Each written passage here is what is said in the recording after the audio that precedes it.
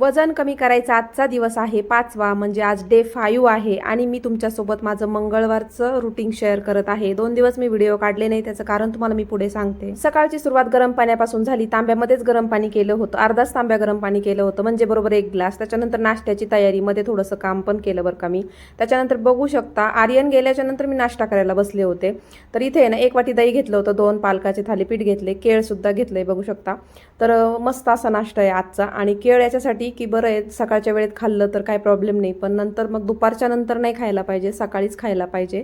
म्हणजे तुम्ही 12 वाजेपर्यंत केळ खाऊ शकता, 1-2 केळ तर आरामात खाऊ शकता. जसं मी खाते तसं तुम्ही पण खाऊ शकता. केळाने वजन वाढतं असं नाही, पण सकाळच्या वेळेत एनर्जीसाठी म्हणून आपण खाऊ शकतो. कोणतंही फळ खाऊ शकतो, ॲपलसुद्धा खाऊ शकतो. पण ॲपल नसेल तर केळी चालून जाते, केळी सहज मिळते, त्याच्यामुळं मी खात होते. सकाळी 1 खाल्लं होतं आणि आता जिमला जायची तयारी म्हणून मग इथं अजून 1 खात होते. म्हणजे अशी माझे 2 केळं खाऊन झाले.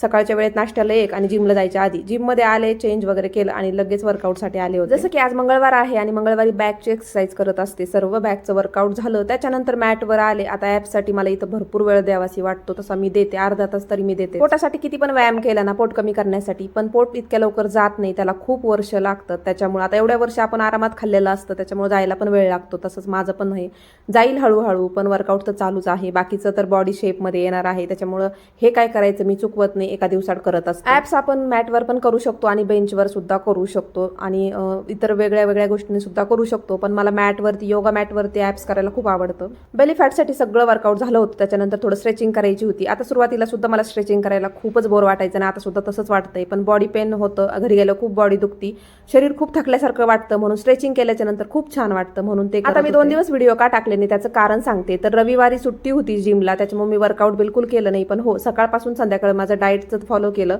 ते सगळं केलं, पण मी शूट अजिबात केलं नाही, म्हणजे व्हिडिओज काढला नाही. दुसऱ्या दिवशी सोमवारी वटपौर्णिमा होती, त्याच्यामुळं त्या दिवशी पण मी आहे ना, माझा थोडाफार उपवास होता, सकाळपासून दुपारपर्यंत होता, म्हणून ते पण मी काही शूट घेतलं नाही.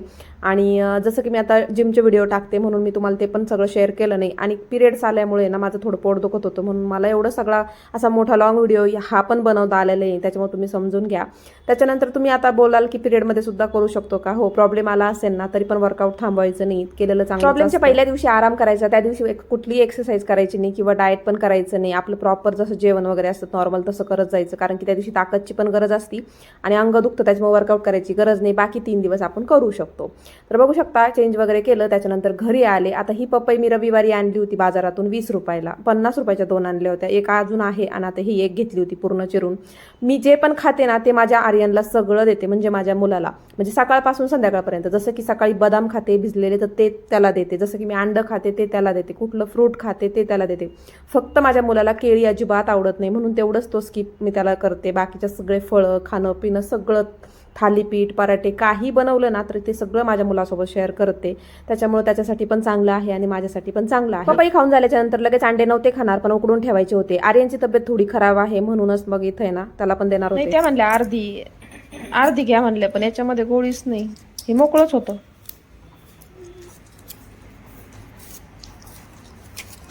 माझ्या आर्यनचा घसा दुखत आहे, त्याला सर्दी सुद्धा झाली, त्याच्यासाठी गोळ्या आणल्या होत्या. तर बघू शकता त्याच्यामध्ये 1 गोळी सुद्धा नव्हती, 1 होती आणि 1 नव्हती, असं कसं होऊ शकतं काय माहिती. पॅकेट खोललं तर 1च गोळी होती. असो, काय हरकत नाही. तर संध्याकाळच्या वेळेस आहे ना 6 वाजता मी ब्लॅक कॉफी घेत होते.